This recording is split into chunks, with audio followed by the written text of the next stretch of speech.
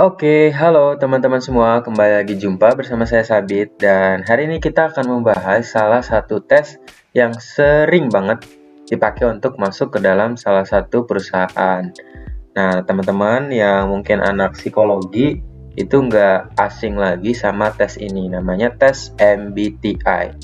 Tes MBTI atau singkatan dari Myers-Briggs Type Indicator ini merupakan tes atau metode untuk mengukur berbentuk kuesioner yang digunakan untuk membaca kepribadian seseorang, khususnya memahami bagaimana seseorang menilai sesuatu dan membuat keputusan.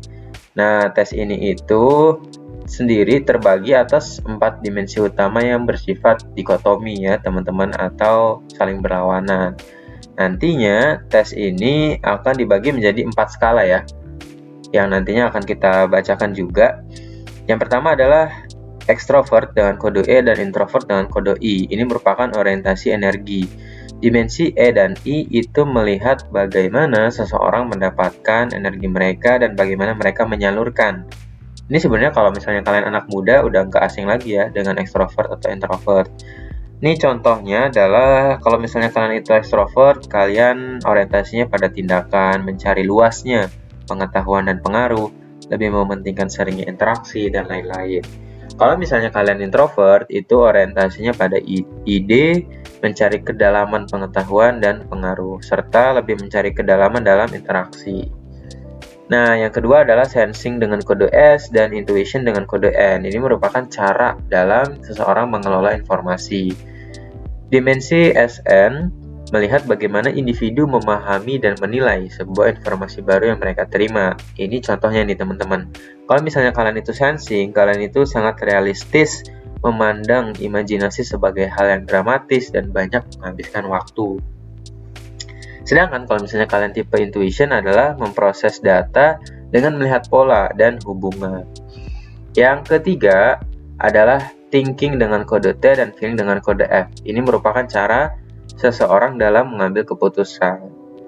Nah, contoh yang pertama adalah thinking nih. Mereka yang selalu menggunakan logika dan kekuatan analisa dalam mengambil keputusan. Terus yang kedua adalah mengambil keputusan dengan rasional berdasarkan informasi yang diperoleh.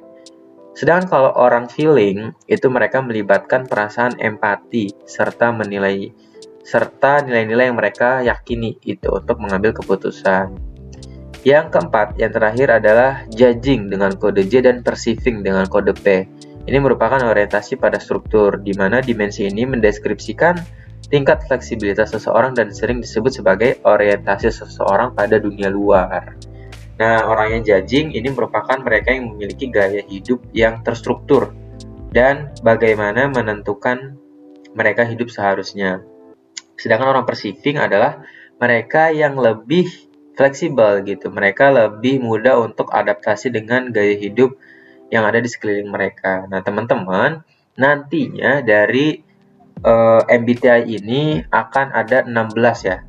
Ada 16 tipe kepribadian seseorang. Karena nanti dari 4 ini itu manusia dibagi 16 sesuai dengan kecenderungannya. Jadi misal ada yang E atau extrovert, kemudian yang keduanya S atau sensing, terus yang ketiganya T atau thinking, terus yang keempatnya judging. Berarti ES TJ. Nah, itu nanti ada arti dan juga maknanya tersendiri. Nah, untuk apa sih tes ini di dalam dunia kerja? Ini untuk melihat kepribadian kita sebagai calon ya teman-teman. Jadi nanti perusahaan ini pengen tahu gimana sih kepribadian si calon karyawan ini, apakah orang yang tipe extrovert atau introvert, atau orang yang tipenya thinking atau feeling, karena ini akan berpengaruh gitu pada pekerjaan. Nah, nantinya pada kesempatan selanjutnya kita akan membahas nih pekerjaan-pekerjaan atau profesi apa yang cocok sesuai dengan karakter yang ada di MBTI. Nanti kita akan bahas ya teman-teman satu persatu.